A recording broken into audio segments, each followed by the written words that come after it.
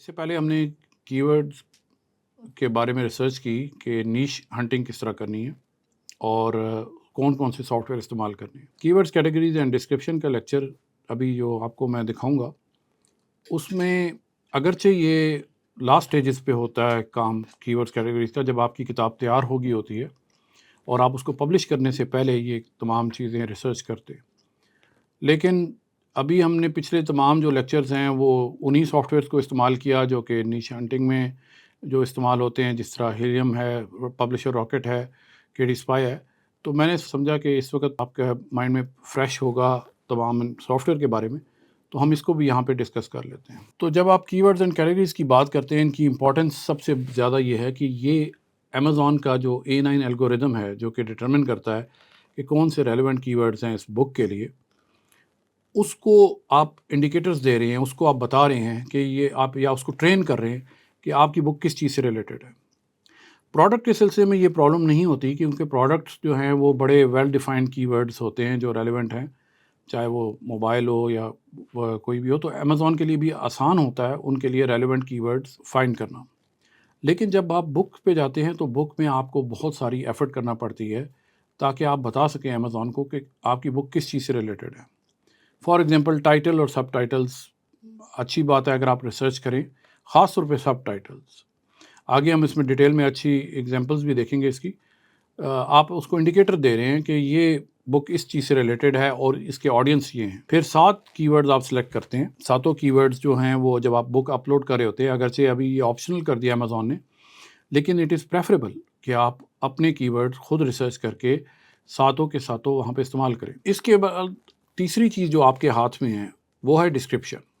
आपने बुक की डिस्क्रिप्शन इस तरह लिखनी है ताकि वो इंटेंडेड ऑडियंस को अंडरस्टैंड भी कर सकें।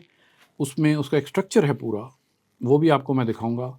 और हम इन इन तीनों चीज़ों में, ख़ास तौर पे टाइटल, सबटाइटल और डिस्क्रिप्शन में हम हेल्प ले सकते हैं चैट जीपीटी से भी। तो वो भी आपको मैं डेमॉन्स्ट्रेट करूँगा। अब जो फैक्टर्स हैं जब आप कीवर्ड सेलेक्ट करते हैं, उनमें से एक जॉनरा है। फॉर एग्जांपल आपकी अगर बुक हॉरर की है, हॉरर से रिलेटेड है, तो ये तो नहीं हो सकता कि आप कीवर्ड, चूँकि हॉरर में बहुत ज़्यादा कंपटीशन है, तो आप उसको सस्पेंस थ्रिलर में ले जाएँ। तो आपको अपने जॉनरा में रहना पड़ेगा, क्योंकि अगर आप उसके अलावा कीवर्ड सेलेक्ट करेंगे तो बुक गलत जगह पे शो होगी। फॉर एग्जांपल इसी तरह देखें कि अगर आपकी किताब हॉरर से रिलेटेड है, हॉरर थ्रिलर है, तो अगर ये इसको कोज़ी मिस्ट्री में दिखाना शुरू कर देगा तो वहाँ पे वो ऑडियंस नहीं है जो इस किताब को बाय करना चाहते हैं। तो इसलिए जॉनरा बहुत ज़रूरी है।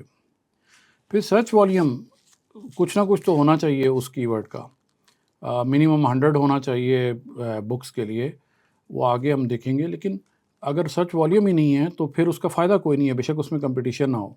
तो जो अभी तक हम सारे डिस्कस करते आ रहे हैं नीश के, और जो ट्रेड ऑफ्स की बात करें, तो उसमें सर्च वॉल्यूम भी बहुत इंपॉर्टेंट है। कंपटीशन, जाहिर सी बात है, अगर कंपटीशन बहुत ज़्यादा होगा, फॉर एग्जांपल एक कीवर्ड है लीडरशिप, लीडरशिप बहुत ज़्यादा सर्च होता है, और अगर कंपटीशन भी ज़्यादा है तो आपकी बुक कहीं शो ही नहीं होगी।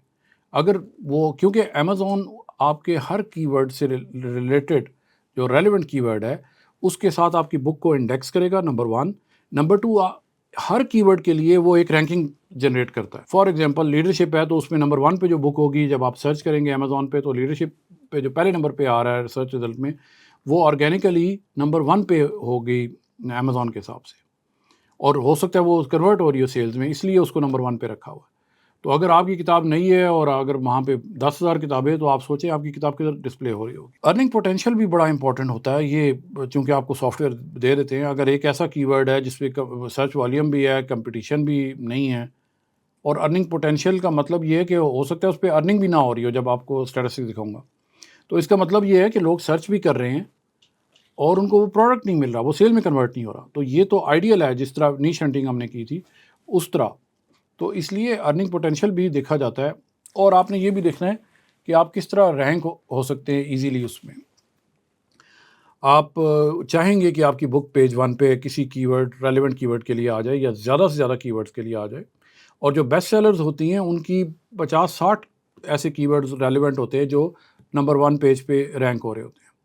तो जितनी भी सेल्स है वो पेज 1 से होगी, और मैक्सिमम प्रॉब्ली 80 to 90% सेल जो है वो पहले 5 जो पोजीशंस है वो ले जाती हैं।